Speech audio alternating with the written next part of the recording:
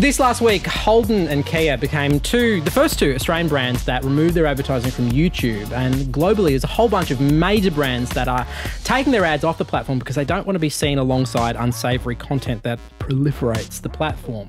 So exactly how has this come to pass? We have our panel this week. Will Ockenden is from ABC News and Current Affairs, and Claire Riley is from the technology website CNET. Claire, why are people with money leaving YouTube? It's just a bit of an open platform that has a bit of muck on there. That was me holding back so much bad language. No, don't hold it back. Let it out. Let it out. It's a safe space. It all comes down to 3 letters that spell a big problem for YouTube, and that's user-generated content, UGC. So YouTube has built itself on me taking a video of my cat, or you having your own podcast at home that you spruik through YouTube. I'm guessing it would be...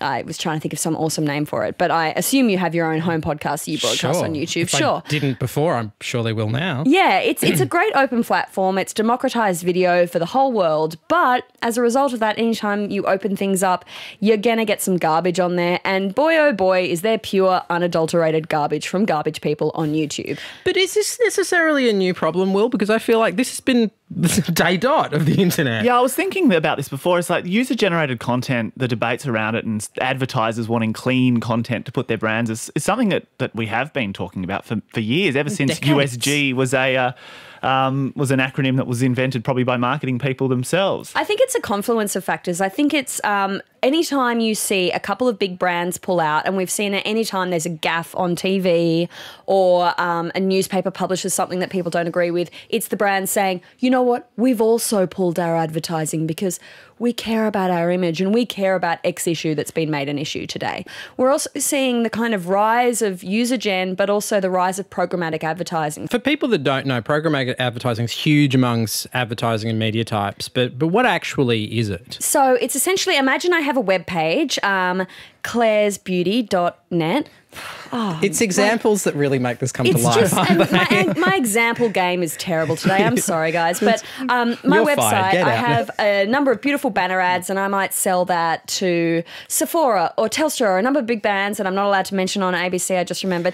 But you can't do this show without mentioning brands. Right. We've made our peace with it. I sell the ads. Then I got a couple of spots left over. And if I don't sell those ad placements, then they just sit there. But I could have a company that basically sells and puts ads based on algorithms, based on machines, just kind of filling up little ad spots on websites all around the world. Now, you can target that. You might target it to ABC and think, okay, well, they're these kinds of people. I might target to a vertical, so tech sites like my site. But the problem is it's kind of machine-based, and you can pay more to get more targeted advertising, but really it's a computer dropping an ad into a slot, and that's what YouTube is all about. It's essentially saying, all right, we've got a video that classifies itself as maybe a beauty blogger's video, so I'll get those kinds of ads, but it's not super targeted. And when you have user gen, that is, you know, anything and everything on the internet combined with anything and everything from advertising, those things together, they don't play nice together. And the Venn diagram of beauty bloggers that also believe in Pizzagate is apparently quite high. Right, exactly. There is a bit of a theory at the moment, though, that a major ad buy is going on in the way that advertisers buy space on, say, traditional television networks, especially in the United States. And there is a theory with this controversy is that it could be advertisers sort of destabilising or trying to destabilise certain aspects of where they're buying ads to try and get discounts or to try and cause kind of ruckus on their own for their own commercial ends. Yeah, because obviously YouTube and Google have consumed up such a huge chunk of what used to be the traditional media spend that would go into things like TV and radio. But they're not spending as much on that spend. So a traditional kind of 7 p.m. Wednesday night TV spot is a very different kind of ad buy compared to slotting out a bunch of pre-roll 15-second, 5-second ads on YouTube or a banner ad on a website. They're all very different beasts.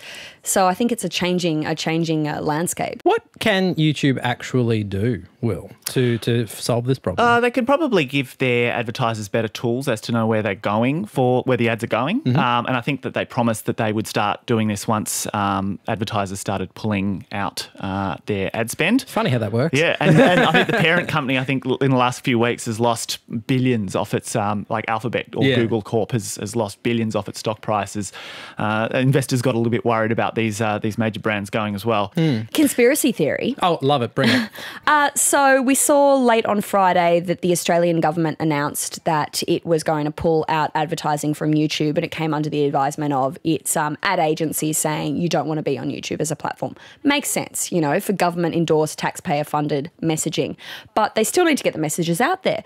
Hey, maybe are the ad agencies recognising that there's not as much money in online, and they're like, you don't want to be in this online space anymore. Go back to the world of broadcast television and radio.